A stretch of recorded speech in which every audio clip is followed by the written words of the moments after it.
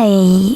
In front of me is ZTE Blade V40S, and today I would like to show you how you can use voice recorder on this ZTE. First of all, you need to find voice recorder app. Then when you find it, click on it. Now tap on this blue button to start a recording and choose allow in the pop-ups. As you can see, after that, my recording is on. In order to pause it or unpause it, use the same blue button. Now, in order to add a bookmark, click on this black icon. And in order to add a photo bookmark, click on the camera one. Now select one of those options. I will go with while using the app. Take a photo. And then save it by clicking on the check mark.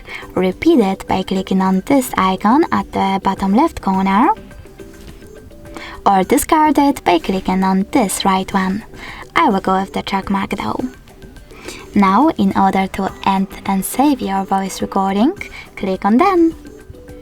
Finally, name it however you wish to and click on Save. As you can see, mine is over here. If you wish to play it, just click on it.